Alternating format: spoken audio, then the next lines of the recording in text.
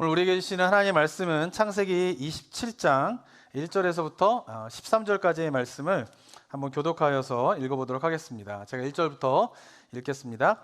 이삭이 나이가 많아 눈이 어두워 잘 보지 못하더니 맏아들 에서를 불러 이르되 내 아들아 하매 그가 이르되 내가 여기 있나이다 하니 이삭이 이르되 내가 이제 늙어 어느 날 죽을는지 알지 못하니 그런즉 내 기구 곧 화살통과 활을 가지고 들에 가서 나를 위하여 사냥하여 내가 즐기는 별미를 만들어 내게로 가져와서 먹게 하여 내가 죽기 전에 내 마음껏 내게 축복하게 하라.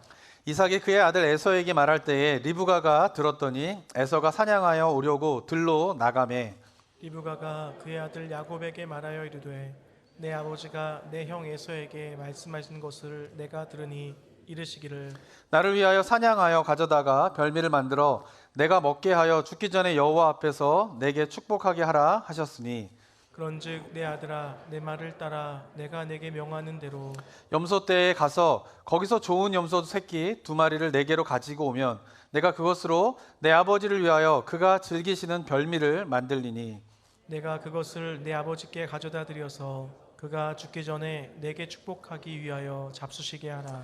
야곱이 그의 어머니 리브가에게 이르되 내 형 에서는 털이 많은 사람이요 나는 매끈매끈한 사람인즉 아버지께서 나를 만지실진데 내가 아버지의 눈을 속이는 자로 보일지라 복은 고사하고 저주를 받을까 하나이다. 13절 함께 읽겠습니다. 어머니가 그에게 이르되 내 아들아 너의 저주는 내게로 돌리리니 내 말만 따르고 가서 가져오라. 아멘. 우리는 지난 시간에 에서가 자신이 하나님께서 자신에게 주신 그 장자권을 소홀하게 여기는 모습에 대해서 살펴보았습니다. 이 에서는 배고픈 그 배를 채우기 위하여서 이제 야곱이 만든 팥죽 한 그릇에 형의 장자권을 팔라라고 하는 야곱의 말을 그냥 가볍게 생각을 하게 됩니다. 그리고는 팥죽 한 그릇을 얻어먹는 대신에 그 장자권을 팔아버리게 되는 것이죠. 근데 그렇게 가볍게 생각했던 그 일이 결국 오늘 본문에서 어떤 일로 이어지게 되냐면은 야곱이 결국 에서가 받아야 될 축복을 빼앗기게 되는 에서는 빼앗기게 되는 그런 일들로 이어지게 되게 됩니다. 아마도 에서는 그런 말을 할 때에 이렇게 상황이 벌어질 거라고 전혀 생각하지 못했지만 결국은 이제 그런 일이 벌어지게 되게 됩니다. 한번 1절을 한번 다시 한번 보면요. 1절에서 이삭에 대해서 이렇게 이야기를 하는데요. 이삭이 나이가 많아 눈이 어두워 잘 보지 못하더니 라고 이야기를 하고 있습니다. 여기서 말하는 눈이 어두워서 잘 보지 못한다라고 하는 것은요, 2가지 의미가 있습니다. 첫 번째는 뭐냐면은 정말 나이가 들어서 시력이 좋지 않았다. 그래서 잘 물건을 볼 수 있는 상태가 아니었다라고 볼 수 의미가 있겠고요. 또 하나 의미가 있는데 그것은 뭐냐면은 이 성경에서 눈이라고 하는 것은 영적인 그런 상태를 의미합니다. 그러니까 이삭이 나이가 많아서 눈이 어두워 잘 보지 못하였다라고 하는 말은 뭐냐면 이삭이 영적으로 분별력이 떨어졌다라고 하는 의미를 담고 있습니다. 이런 해석이 가능한 이유는 뭐냐면요. 모세에 대해서도 이런 비슷한 표현이 나오게 되는데요. 신명기 34장 7절에 보면은 이렇게 기록되어 있습니다. 한번 읽어볼까요? 시작. 모세가 죽을 때에 나이 120세였으나 그의 눈이 흐리지 아니하였고 기력이 쇠하지 아니하였더라. 네, 모세가 죽을 때가 되었는데 그때 그의 상태를 어떻게 이야기하고 있습니까? 그의 눈이 흐리지 아니하였다라는 거예요. 그 말은 무슨 말이냐면 그가 죽을 때가 가까웠지만 여전히 시력이 좋다 이런 의미를 말하고 있는 것이 아니죠. 여기서 이야기하고 있는 것은 뭐냐면은 그가 죽을 때가 가까웠지만 그러나 모세는 어떻다라는 거예요? 영적인 분별력이 어두워지지 않았다라는 거예요. 영적인 감각이 떨어지지 않았다라고 이야기를 하고 있는 것이죠. 그런데 모세는 죽을 때가 되어서 영적인 분별력이 떨어지지 않았지만 오늘 본문 속에 이삭은 어떻습니까? 영적인 분별력이 떨어져 있는 상태에 있었던 것입니다. 그래서 성경은 1절에서 그의 눈이 어두워졌다라고 하는 것을 이중적인 의미로 이야기를 하고 있는 것입니다. 그리고 실제로 27장에 우리가 이제 살펴보게 되겠지만은 이 영적으로 어두워진 이삭으로 인하여서 이제 여러 가지 문제가 생기게 되는 사건이 이제 발생하게 되게 되는 것입니다. 자, 20장에서 우리가 26장에서 살펴보았지만 이삭은 어린 시절부터 이게 나이가 들기 전까지는 어땠습니까? 영적인 실수가 그렇게 없었던 사람이에요. 우리 26장에 살펴봤지만 아브라함은 여러 가지 실수가 있었는데 아들 이삭은 어떻습니까? 아버지가 영적으로 실수할 만한 상황을 맞닥뜨리게 됩니다. 아버지도 기근을 맞이하게 되고요. 아들도 기근을 맞이하게 되죠. 아버지도 아내를 누이라고 이야기하면서 아내를 뺏길 만한 그런 상황이 벌어지게 되는데 아들도 비슷한 상황을 겪게 되죠. 그러나 26장에서 이야기하고 있는 것은 뭐냐면 아버지는 아브라함은 그런 실수를 했지만 이삭은 그렇지 않았다라고 하는 것이에요. 그러면서 26장에서는 그가 얼마나 그로 인하여서 하나님으로부터 큰 복을 받게 되었는가 이런 이야기가 쭉 펼쳐지는데 그런 이삭도 나이가 들면서 안타깝게도 영적인 분별력이 떨어지게 되고 그 영적인 분별력이 떨어지게 되면서 이제 두 아들에게 큰 일이 일어나게 되는 사건을 이삭이 원인이 되어서 발생하게 되게 됩니다. 자, 눈이 어두워진 영적으로 감각이 떨어진 이삭이요. 이제 어느 날 에서를 불러서 이렇게 말을 하게 됩니다. 2절 한번 또 볼까요? 2절 한번 읽어보겠습니다. 시작. 이삭이 이르되 내가 이제 늙어 어느 날 죽을는지 알지 못하니. 3절 4절 또 읽겠습니다. 시작.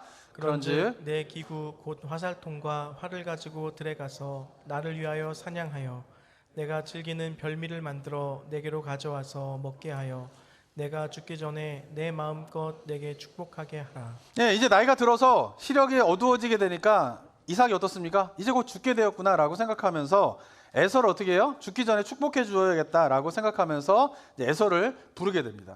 자, 그런데 이 아버지 이삭이 에서에게 주고자 한 축복이 무엇이었을까요? 그것은 아마도 에서가 장자였기 때문에 장자에게 주고자 하는 축복을 주려고 하셨을 것이에요. 그러니까 장자에게 축복을 주는 것은요 전혀 이상한 게 아니에요. 너무나 당연한 거예요. 그죠? 그렇지만 이 당연한 일이 이삭에게는 문제가 되게 됩니다. 이유는 무엇 때문이냐면은 에서와 야곱이 어머니의 뱃속에 있을 때에 하나님의 계시가 있었기 때문에 그런 것이죠. 하나님의 계시가 무엇이었습니까? 우리가 25장에 살펴봤지만 23절에 보면은 어떻게 해요? 큰 자가 어린 자를 섬기게 될 것이라는 거예요. 큰 자가 어린 자를 섬기게 될 것이라고 하는 말은 뭐냐면은 물리적으로는 에서가 먼저 태어나서 장자이지만 그러나 하나님이 택한 사람은 누구예요? 에서가 아니라 야곱을 상속자로 택하셨다라고 하는 것이에요. 이것이 뭐예요? 하나님의 뜻인 것이죠. 그런데 이삭이 지금 어떻게 하고 있어요? 하나님께서 야곱을 장자로 또 상속자로 택하셔서 그에게 복 주시기를 원하시는데 이삭은 어떻습니까? 그 하나님의 뜻을 거부하고 있는 것이에요. 그래서 어떻게 합니까? 야곱이 아닌 에서에게 축복을 하고자 하고 있다라고 하는 것입니다. 우리가 물론 25장에 이제 살펴본 것처럼 이 두 아이에 대한 하나님의 계시는요 누가 받았죠? 리브가가 받았어요. 리브가가 뱃속에서 아이가 막 싸우니까 하나님 앞에 기도하잖아요. 어떻게 해야 됩니까? 그래서 하나님께서 리브가에게 아이가 태어날 건데 두 민족으로 나눠지게 될 것이고 큰 자가 어린 자를 섬기게 될 것이다 라고 하는 계시를 이삭이 아닌 리브가에게 주게 됩니다. 그래서 어쩌면 이삭이 몰랐을 수도 있다라고 생각할 수도 있어요. 몰랐으니까 하나님의 뜻을 거부하기 위하여서 야곱이 아닌 에서에게 축복을 하는 것이 아니라 이삭이 몰랐기 때문에 당연하게 장자에게 축복하는 것처럼 축복을 하려고 했다라고 생각할 수도 있을 것이에요. 그런데 이삭의 행동을 보면은 이삭이 몰라서 하나님의 뜻을 몰라서 야곱이 아닌 에서에게 축복하려고 했던 것이 아님을 우리가 알 수 있습니다. 왜냐하면은 아까도 말씀드린 것처럼 장자를 축복하는 일은요 당연한 거예요. 고대 사회에서. 우리나라도 그렇지 않습니까? 불과 몇 년 전, 뭐 1, 20년 전만 해도 아버지의 유산은 다 누가 가져가죠? 큰아들이 가져가잖아요. 제 둘째인데 얼마나 서러운지 몰라요. 그런 거. 뭐 저희 아버지 유산도 없으셨지만 어쨌든 간에 이게 뭐야? 그냥 정서예요. 그냥 아들이 다 가져가고 딸은 못 받아도 뭐 둘째가 못 받고 그래도 뭐예요? 그걸 다 받아들이는 정서가 불과 1, 20년 전만 해도 우리나라 정서에 있었다라고 하는 것이에요. 그러니까 가족들이 장자가 축복을 받는데 그것에 대해서 거부감을 갖는다? 그런 일이 있을 수 없어요. 오히려 어떻게 합니까? 장자가 축복을 받는 날에는 온 가족들이 모여가지고 잔치를 벌이는 거예요. 그래서 상속자로, 아버지의 상속자로 장자를 세우는 일을 온 가족이 즐거워하면서 기뻐하는 일이 어쩌면은 그런 날일 것이에요. 그런데 이삭은 어떻습니까? 오늘 본문에서 누구만 불러요? 에서만 부르는 거예요. 그리고 그것을 은밀하게 진행을 하고 있죠. 가족들을 다 부르는 것이 아니라 에서만 부르는 거예요. 그리고 에서에게 축복하고자 하는 일을 은밀하게 진행을 하는 것이에요. 그래서 그 말을 누가 듣게 되는 거예요? 아내인 리브가가 듣게 되는 것이죠. 그러니까 이삭의 행동을 보면은 이것이 온 가족의 잔치가 되어야 할 일을 이 은밀하게 진행을 하는 이유가 무엇 때문이겠어요? 이삭도 알았던 것이에요. 하나님께서 택하신 사람은 에서가 아니라 야곱이었다라고 하는 것을. 그런데 하나님의 이 뜻을 어떻게 해요? 이삭은 받아들이지 못했던 거예요. 그래서 은밀하게 에서만을 불러서 그 일을 진행하려고 했다라고 하는 것입니다. 그리고 이삭의 말 가운데 또 한 가지 이상한 것이 하나가 있는데요. 이삭은 에서를 따로 불러서 축복하려고 하는 이유에 대해서 어떻게 이야기를 하고 있습니까? 4절에 보면요. 어떻게 이야기하고 있어요? 내가 이제 어떻게 해요? 죽기 전에 너에게 마음껏 축복하게 하리라. 7절에서 어떻게 합니까? 죽기 전에 여호와 앞에 내게 축복하려고 한다라고 이야기를 하고 있어요. 자, 그러면 이 이야기만 딱 보면은 지금 이삭의 상태가 어떤 상태라고 느껴지십니까? 이제 곧 죽을 상태이구나라고 생각할 수 있어요. 이제 죽음이 가까이 와가지고 이제 아들인 에서에게 축복을 해야겠다라고 생각하는 장면과 같이 보입니다. 자, 그런데 27장에서 에서를 축복하려고 했을 때의 이삭의 나이가 몇 살이었을까요? 혹시 아시는 분 계십니까? 성경에 나와 있지 않기 때문에 알 수가 없어요. 자, 그런데 성경에 이삭이 몇 세에 죽었는가가 나오는데요. 38장 28절에 보면 이렇게 기록되어 있습니다. 한번 읽어볼까요? 시작. 이삭의 나이가 180세라. 이삭이 나이가 많고 늙어 기운이 다함에 죽어 자기 열조에게로 돌아가니 그의 아들 에서와 야곱이 그를 장사하였더라. 네, 이삭의 죽은 나이가 나타나는데 몇 세라고요? 180세에 죽어요. 아브라함이 175세에 죽거든요.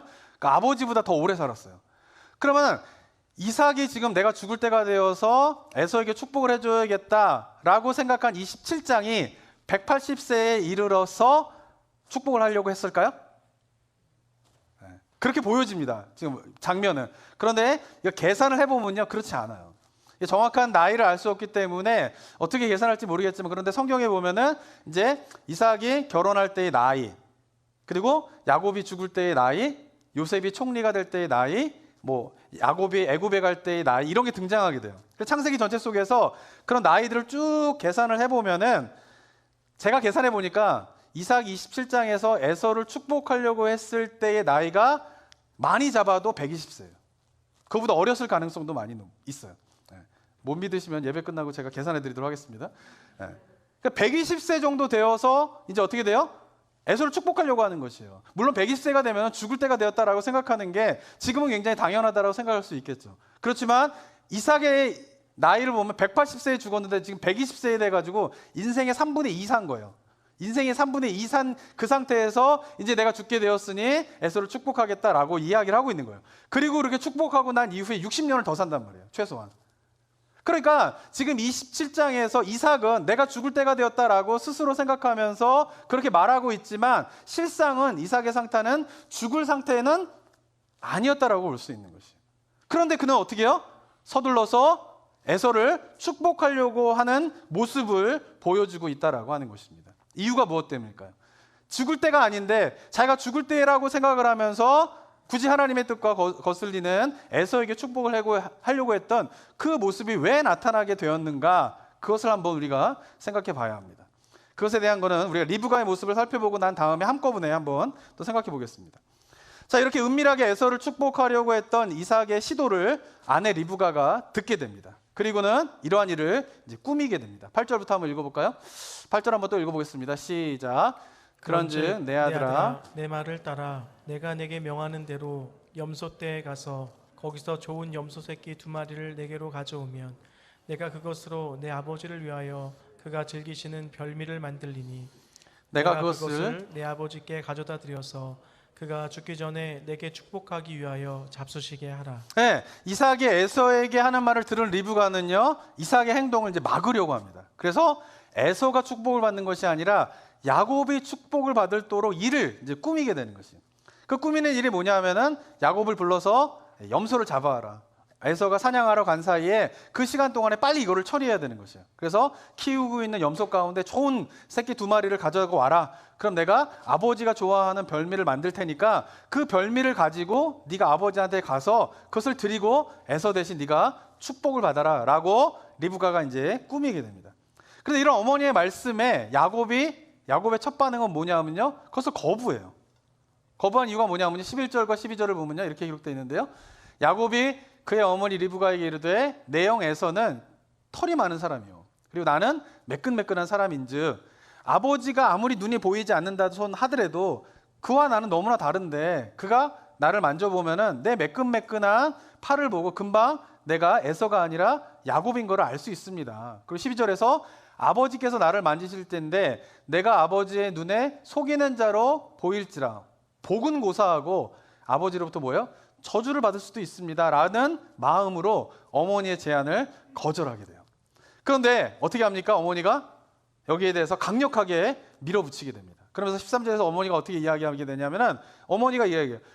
그에게 이르되 내 아들아 너의 저주는 내게로 돌리리니 내 말만 믿고 따라라 라고 리브가가 이야기를 하는 거예요. 굳이 야곱이 제가 들켜서 아버지로부터 저주를 받으면 어떻습니까? 라고 저는 그거 하기 싫어요 이렇게 이야기하는데 그 아들 어떻게 해요? 설득하는 거예요. 만약에 네가 저주를 받으면 그 저주는 다 내가 받을게. 걱정하지 마. 그리고 너는 그냥 내 말만 따르면 돼 라고 하면서 야곱을 설득하면서 어떻게 합니까? 이삭을 속여서 결국은 에서가 아닌 야곱이 축복을 받게 되는 일을 리브가 어머니가 진행하게 된다라고 하는 것입니다. 자, 리브가는 왜 이런 행동을 했을까요? 그 이유에 대해서 두 가지로 생각해 볼 수 있습니다. 첫 번째는 뭐냐 하면은 우리가 25장에서 살펴보았지만은 아버지 이삭은 누구를 더 좋아하죠? 에서를 좋아하게 돼요. 사냥하고 활동적인 아들인 에서를 좋아하게 되고요. 25장에 보면은 야곱을 누가 좋아하게 됩니까? 어머니가 더 사랑한다라고 이야기를 하고 있어요. 그러니까 리브가가 이 행동을 하게 된 첫 번째 이유는 뭐냐면은 두 아들 가운데에 엄마가 더 사랑하는 아들은 야곱인 것이죠. 그래서 자기가 더 사랑하는 야곱을 축복하기 위하여서 이를 꾸몄다라고 생각할 수 있습니다.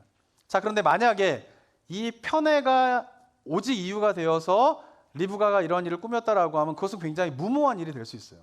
왜냐하면 아까도 말씀드린 것처럼 장자가 장자의 축복을 받는 것은 너무나 당연한 일이고 집안의 굉장히 큰 전통이에요. 그 날은요, 어쩌면 집안에서 굉장히 중요한 의식과 같은 날이 될 수도 있는 그런 때인 것이죠. 근데 그런 때에 단순히 편애만으로 여자인 엄마가 리브가가 그 축복을 바꿔치기 한다? 이것은 어쩌면은요 굉장히 무모한 일이에요. 엄마의 목숨도 위태로운 그런 일일 수 있는 것이에요. 그렇기 때문에 이 일을 단순히 편애만으로 그 일을 벌였다라고 볼 수는 없는 것이에요. 그렇다면 왜 리브가가 그러한 일을 벌이게 됩니까?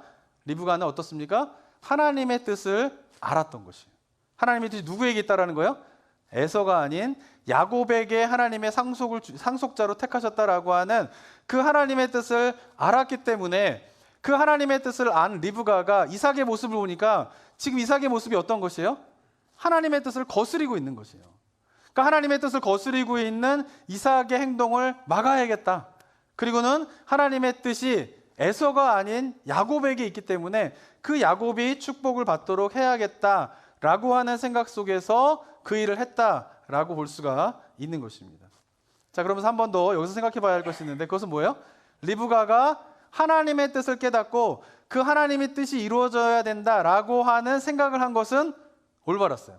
그러니까 이삭은 하나님의 뜻을 알매도 불구하고 그 하나님의 뜻에 순종하지 않으려고 했는데 리브가는 어떻습니까? 그 하나님의 뜻을 알고 그 하나님의 뜻이 이루어져야 된다라고 하는 생각을 한 것까지는 괜찮아요.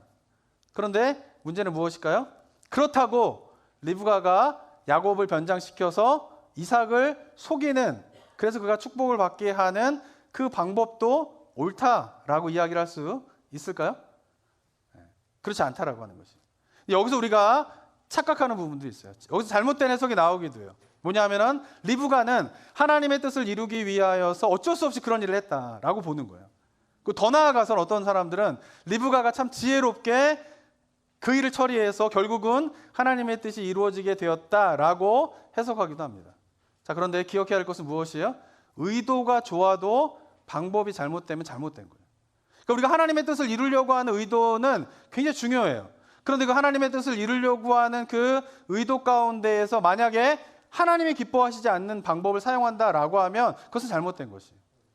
근데 우리는 때때로 하나님의 뜻을 이루어야 한다는 생각 속에서 잘못된 방법이 마치 하나님의 뜻을 이루기 위한 선한 것으로 오용되는 경우 또는 그것을 합리화하는 경우가 많이 있다라고 하는 사실을 우리가 잘 기억해야 합니다. 우리나라 분들 정서 속에 그런 게 있어요. 우리나라 속담에 그런 속담이 있지 않습니까? 개처럼 벌어서 어떻게 쓴다고요? 정승처럼 쓴다는 거예요. 저는 이게 우리나라 민족 정서에서 사라져야 할 속담이라고 저는 생각이 들어요. 절대 개처럼 벌어서 정승처럼 쓰는 사람도 없고요. 혹시라도 개처럼 벌어서 정승처럼 쓴다고 해도 그것이 올바른 일이 아니에요. 성경적으로 보면. 근데 우리나라 분들은 개처럼 벌어서 정승처럼 쓴다라고 하는 그런 민족적인 정서들이 흘러내려오고 있어요. 그러다 보니까 교회에서도 그런 부분에 대한 목적이 만약에 선하다면 그 과정 속에서 뭔가 좀 잘못된 일이 돼도 괜찮아 라고 하는 생각들이 한국교회에 많이 퍼져 있다라고 하는 것을 우리가 봐야 되는 것이에요. 예를 들면 이런 거예요. 한국에서도 뭐 세습 문제가 굉장히 몇 년 전에 이슈가 되지 않았습니까? 한국의 어떤 큰 교회가 이제 세습을 하는 부분에 대한 것들이 굉장히 이슈가 됐어요. 근데 결국은 이제 세습이 다 됐어요. 근데 그 큰 교회가 한번 세습을 그렇게 하고 나니까 그 다음부터는요, 지금 한국에 뭐 세습이요, 지금 뭐 계속 이어지고 있어요. 뭐. 근데 그 세습을 하는 교회의 명분은 뭐예요?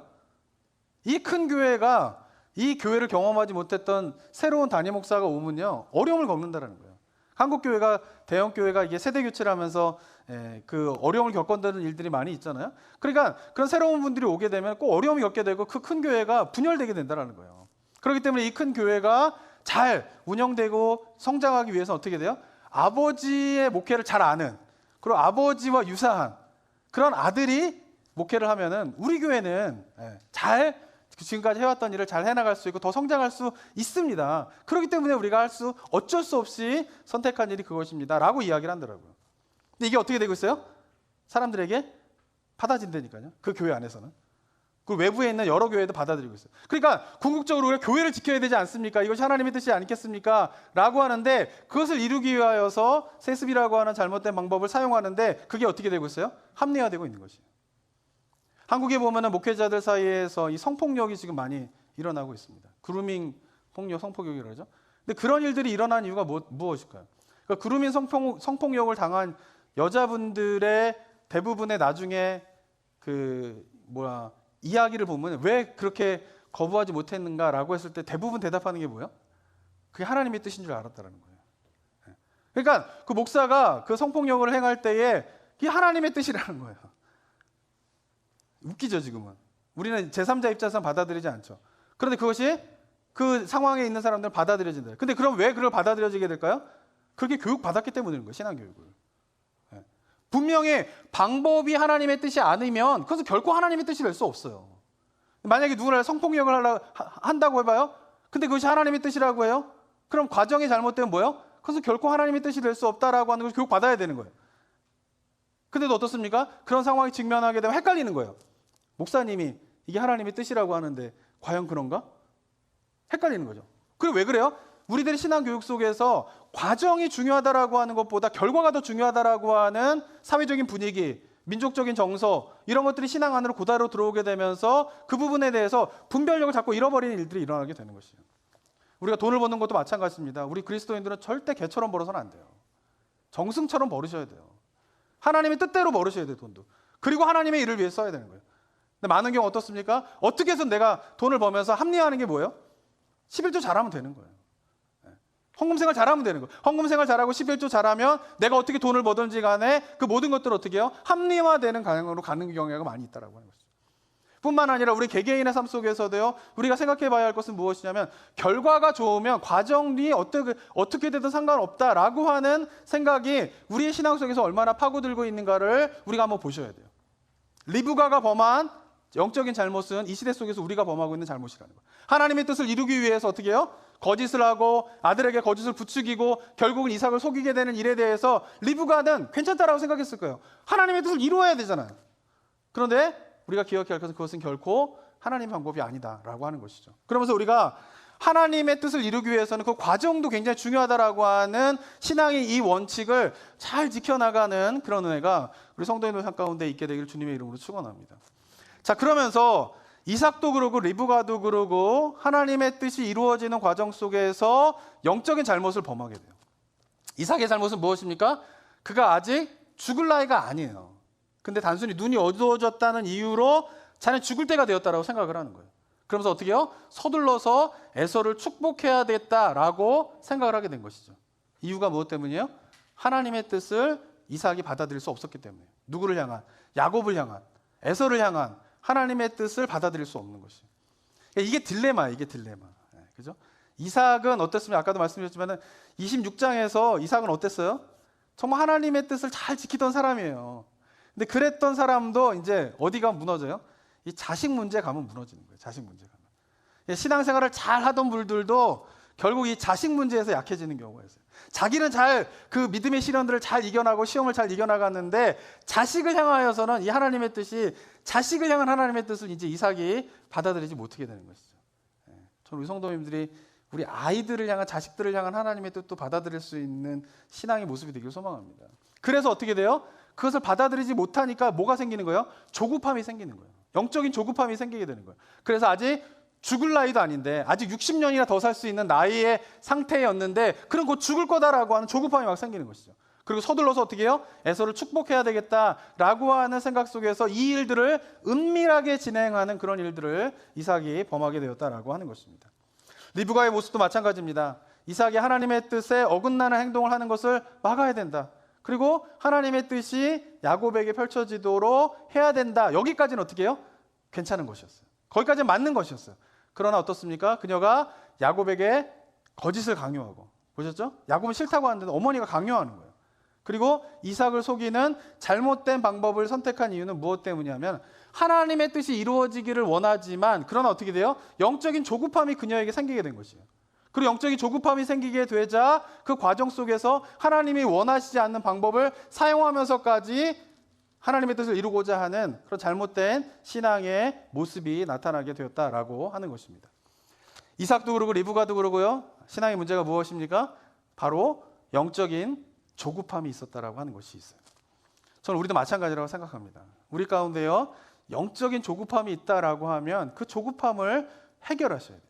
그게 해결이 안 되면 이삭과 리브가가 범한 영적인 실수를 우리도 범하게 된다라고 하는 것이죠. 자, 그러면서 우리가 성경 전체 속에서 가장 중요하게 말하는 주제가 무엇일까요? 그것은 하나님의 뜻이 어떻게 이루어지고 있는가를 성경이 우리에게 가르쳐주고 있어요.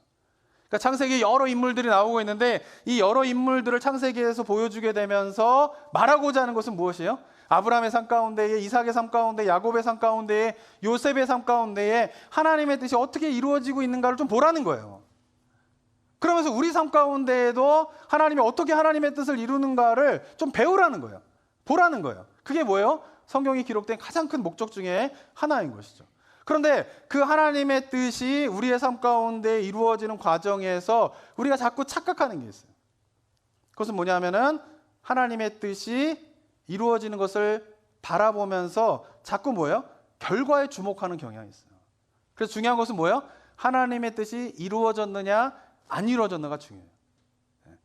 기도할 때도 마찬가지죠. 기도할 때도 뭐예요? 기도의 응답을 받았느냐 안 받았느냐가 중요해요.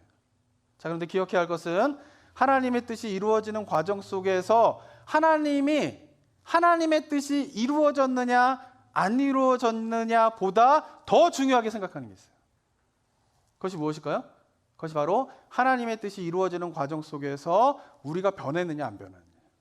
그러니까 하나님의 관심은 하나님의 뜻이 이루어지는 것보다 더 중요하게 생각하는 게 있어요. 그것이 뭐냐면은 우리가 그 과정 속에서 변했느냐 안 변했느냐예요.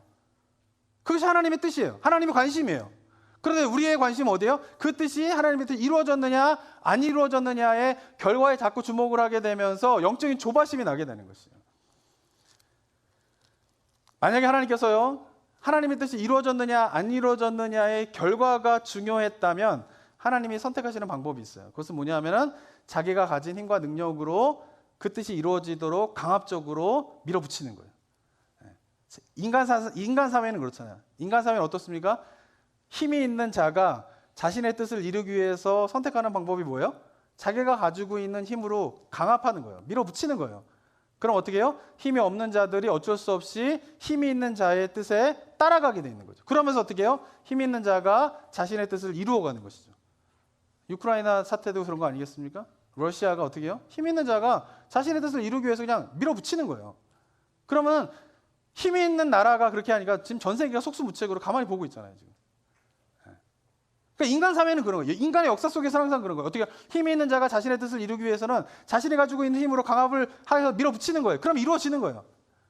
근데 이러한 원리를 하나님의 뜻이 이루어지는 거에다가 자꾸 대입하면 안 된다라고 하는 거죠.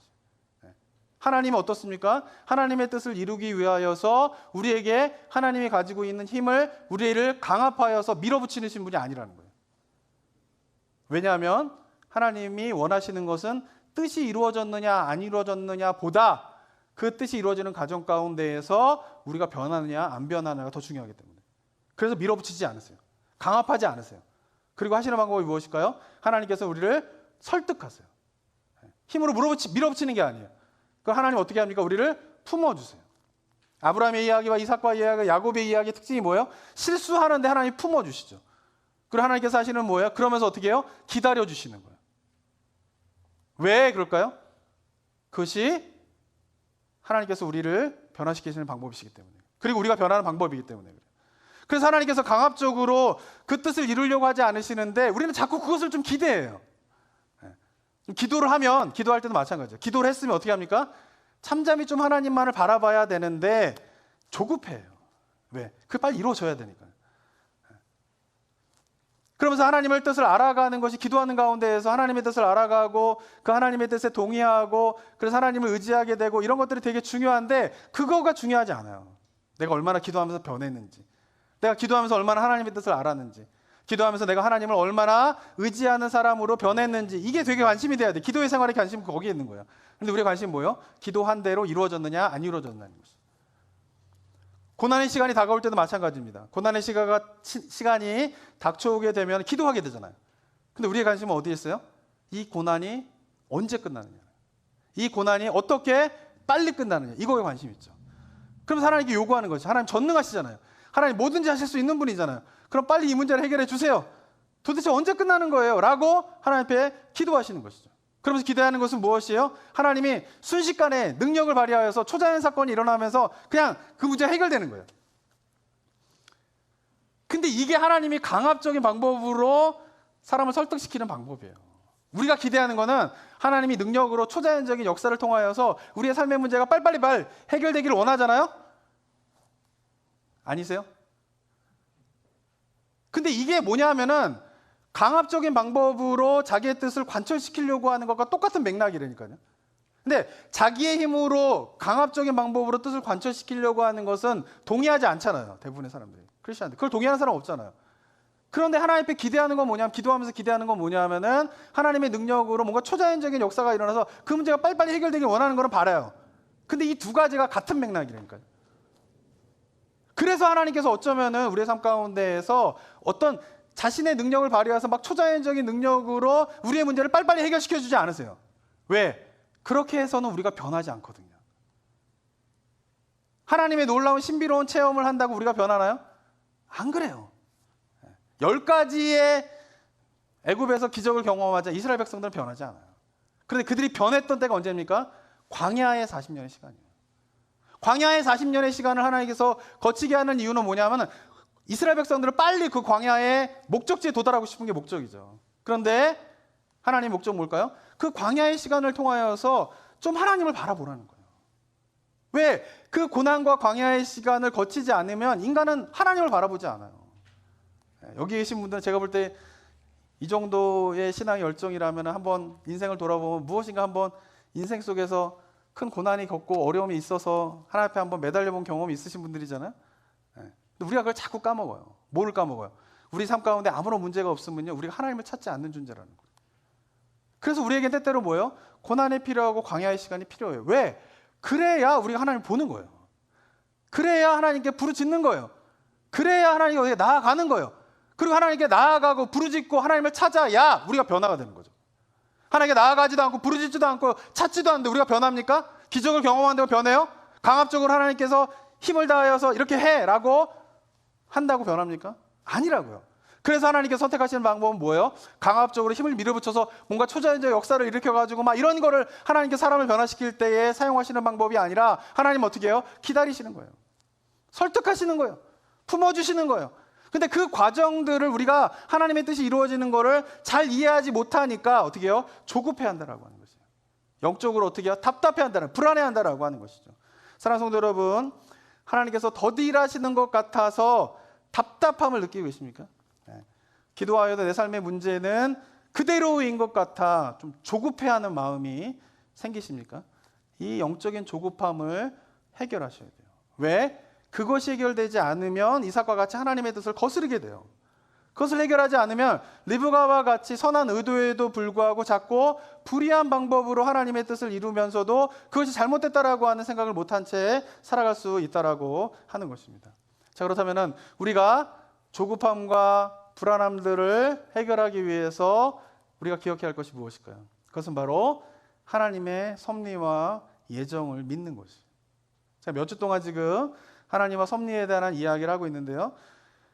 나 인생의 모든 것이 결국은 하나님의 뜻 가운데 있으며 나 인생의 모든 것이 하나님의 뜻대로 이루어진다라고 하는 이 사실을 받아들이면 조급해하지 않아요. 내가 구원받았는데 내가 받은 구원이 하나님께서 태초부터 계획하시고 예정하셔서 나를 구원하셨다라고 하는 이 사실을 믿으면 불안해하지 않는 것이에요. 그런데 이 사실들이 우리 삶으로 들어오지 못해요. 제가 지난 몇 주 동안 이것이 들어오지 못한 이유들에 대해서 설명을 드렸어요. 그것에 대해서 제거를 해가면서 우리가 한번 성도님들 생각해야 할 것은 하나님이 모든 것이 하나님의 뜻 가운데 내 인생이 있고 하나님의 뜻대로 이루어진다라고 하는 이 하나님의 섭리 교리와 하나님의 예정 교리에 우리의 삶에 그것이 우리 삶의 중심에 들어오면은 달라진다니까요.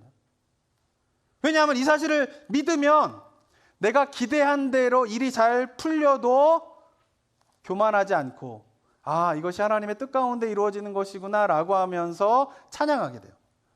근데 만약에 내가 계획한 대로 뜻한 대로 이루어지지 않아요. 일이 풀리지 않아요. 그런다 할지라도 좌절하거나 절망하지 않아요. 뭐를 믿으면? 모든 것이 하나님의 뜻 가운데 있고 하나님의 뜻대로 이루어진다라고 하는 사실을 믿으면 내가 원하는 대로 일이 풀리지 않아도 조급해하거나 불안해하는 것이 아니라 하나님께서 어떻게 해요? 다른 뜻이 있으시구나. 하나님의 다른 플랜이 있으시구나. 하나님의 다른 계획이 있으시구나 라고 하면서 어떻게 해요? 조급해하거나 불안하지 않는다는 거예요. 물론 우리가 인생을 살다 보면 조급해하거나 불안한 거 전혀 없을 수는 없어요. 그런데 조급해하거나 불안해하는 마음이 생기더라도 우리 하나님의 섭리와 예정에 대한 확신이 있게 되면은 그것을 인해 극복할 수 있는 것이죠. 왜? 하나님의 다른 계획이 있구나 라고 바라보게 되는 것이죠. 우리 삶에 아무런 문제가 없는 삶을 살아가게 될 때에 사람들이 어떠한 영적인 잘못에 빠지게 됩니까? 내 능력 때문에 내가 지금 인생 잘 풀리는구나 라고 하면서 교만하게 되는 거예요. 그런데 하나님의 뜻 가운데에서 모든 것이 하나님의 뜻 안에서 이루어진다라고 하는 사실을 믿는 자들은 일이 다 잘 풀릴 때에도 교만하지 않게 돼요. 그런데 삶의 문제가 발생하게 되면 이 문제를 통하여서 하나님이 나를 어떻게 변화시킬까라고 기대하면서 절망하거나 좌절하지 않고 하나님을 바라보게 된다라고 하는 것입니다. 그런데 이 하나님의 섭리와 예정을 바라보지 못하면 조급해하게 되는 것이죠. 일이 잘 돼도 어떻게 해요? 언제 이 일이 또 안 될지 모른다는 불안함에 빠져요. 요즘 사람들이 그렇지 않습니까? 일이 잘 돼도 어떻게 해요? 걱정해요. 이게 언제 이 잘 되던 일이 그만 잘 못 되면 어떻게 될까? 막 이러는 것이죠. 이 일이 잘못 풀리면 어떻게 됐습니까? 자기가 아무리 기도해도 하나님이 기도에 응답해 주지 않는다라고 하면서 원망하게 되게 되는 것이죠. 사랑하는 성도 여러분, 우리가 왜 예수 그리스도를 믿어야 할까요? 우리가 왜 예수님의 십자가를 바라봐야 할까요?